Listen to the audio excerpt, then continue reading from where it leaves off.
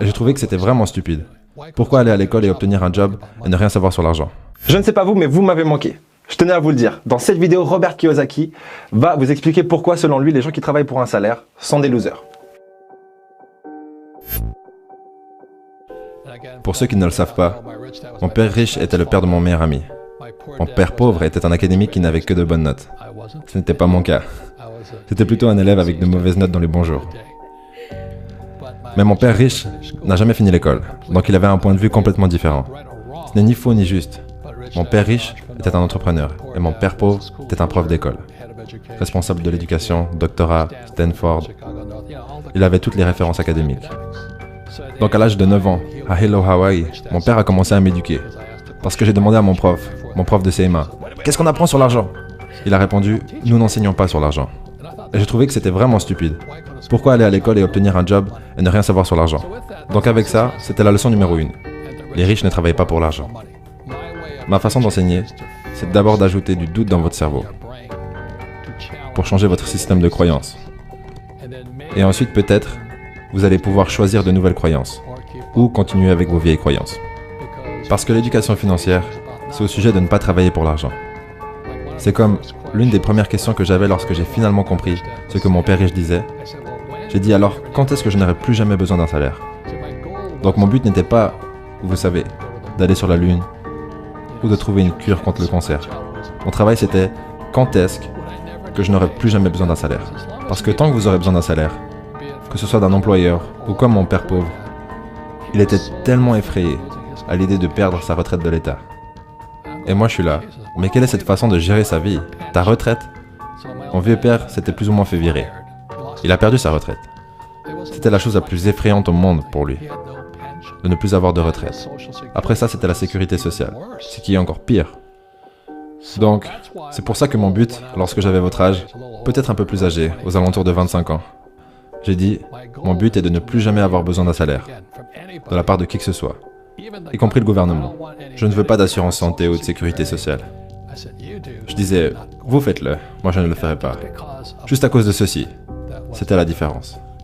Parce que je n'ai jamais voulu travailler pour l'argent, pour ensuite avoir besoin d'une retraite. Avec la situation économique actuelle, je dirais que l'une des pires choses à faire serait de trouver un travail, d'aller à l'école, trouver un travail, pour ensuite faire des petites économies et potentiellement acheter sa propre maison. Pourquoi?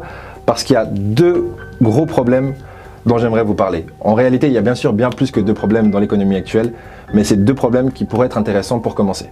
Donc le premier problème, c'est que la génération Y, c'est probablement vous d'ailleurs, c'est les personnes qui sont nées entre 1980, je fais un effort, pas 80, mais 80, 1980 et 2000. Ces gens-là vont devoir payer pour les baby boomers, vos parents ou Robert Kiyosaki par exemple. Et ils sont nombreux. Et du coup, nous sommes beaucoup moins nombreux et nous allons devoir payer pour leur retraite. Ce qui veut dire beaucoup plus d'impôts et de taxes. Et le deuxième phénomène, c'est que ces baby boomers, ils nous laissent une économie pas tout à fait stable. Et la plupart des pays d'Europe et du monde sont très endettés. Qui est-ce qui va devoir gérer cet endettement? C'est également la génération Y. Donc pour le moment, laissez-moi aller à la leçon ici. Donc cela vient du livre Père riche, Père pauvre. Et en voilà quelques distinctions. Donc voilà ce que votre banquier veut voir.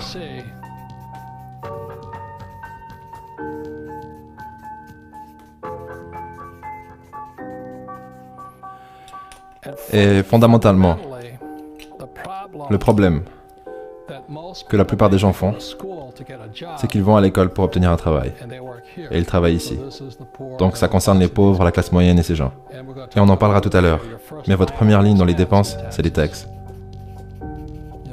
Juste dernièrement, le président Trump a dit qu'il y aura des réductions d'impôts. Il n'y avait pas de réduction d'impôts pour ces gens. Comme vous le savez, les règles sont toujours écrites pour les riches. Je n'ai pas écrit les règles. Vous pouvez être énervé envers moi, mais ce sont les règles.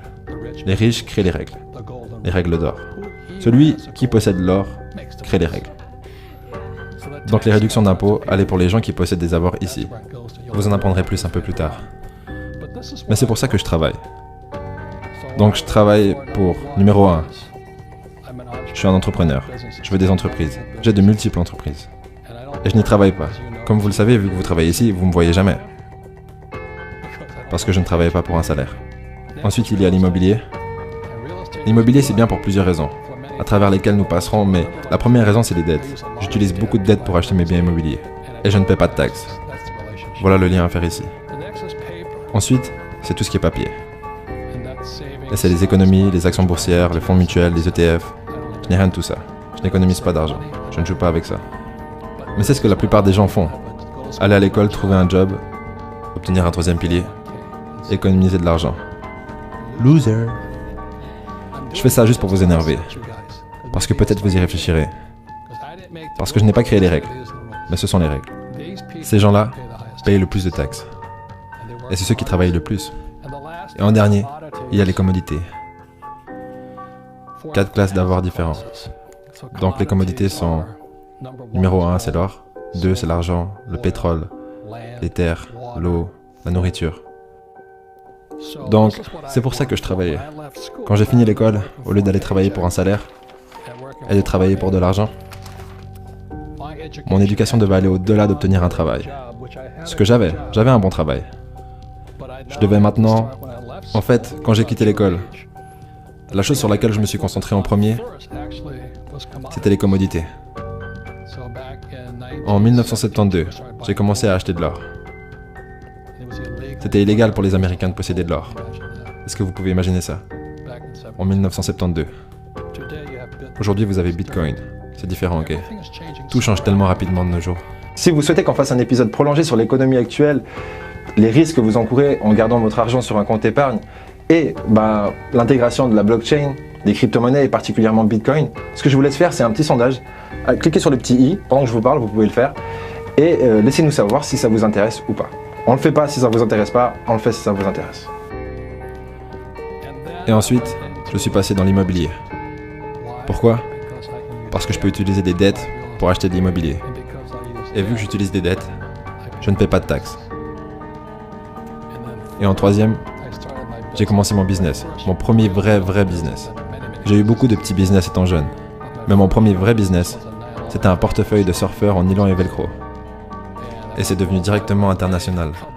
Le problème, c'était que j'étais un idiot. Donc le business est monté et il est redescendu. Ce qui m'a maintenu en vie, c'était ça et ça. Donc vous pourriez me dire, mais pourquoi tu ne travailles pas pour l'argent? Et on va répondre à ça après. Ce que je ne veux pas, c'est ce qu'on appelle un salaire. Je veux des entrées d'argent.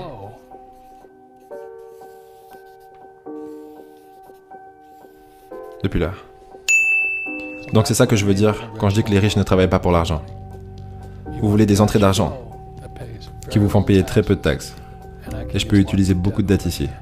La personne moyenne qui est allée à l'école, sa plus grosse charge, c'est les prêts d'étudiants bien sûr. Mais c'est horrible ce qu'ils vous font de nos jours. Les prêts étudiants sont les pires dettes qui soient, car vous ne pouvez pas vous mettre en faillite. Ensuite, vous allez essayer d'acheter une maison, et vous allez appeler ça un bien, alors qu'en réalité c'est une charge. Pourquoi?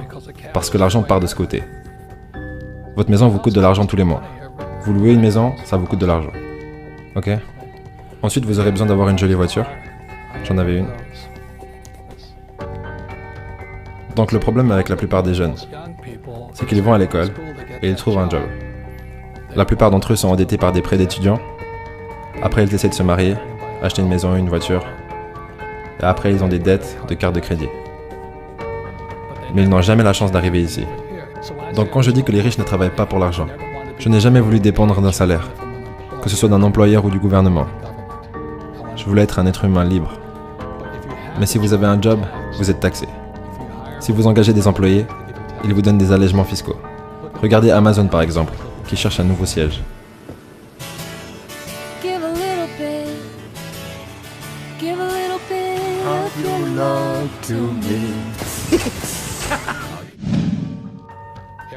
Tous les gouvernements veulent leur donner un siège. S'il vous plaît, venez en Inde, s'il vous plaît, venez au Canada. Pourquoi? Parce qu'ils apporteront des employés. Et les employés payent des taxes. C'est la même chose avec Tesla. Je crois qu'ils ont reçu 50 milliards ou quelque chose du genre de la part de l'État du Nevada parce qu'ils apportent des employés. Je pense que l'un des plus gros dilemmes qu'on subit en tant qu'individu, c'est le choix entre la sécurité et la liberté. Mais les deux sont trop contradictoires pour les avoir les deux en même temps, en premier lieu en tout cas. Parce que soit vous allez profiter d'une sécurité sociale, par exemple, mais du coup vous n'allez pas être libre de vos actions, vous allez devoir agir et faire certaines choses, ou soit vous allez profiter d'une liberté totale, mais par contre le système ne va pas vous payer pour être libre. Et vous allez devoir créer votre propre valeur, vous-même et votre propre sécurité avec le temps. Ma question, peu importe, je parle trop, ma question c'est de savoir qu'est-ce qui vous aspire le plus, la liberté ou la sécurité, et de choisir l'un des deux et de ne pas rester au milieu parce que du coup vous allez être des hypocrites.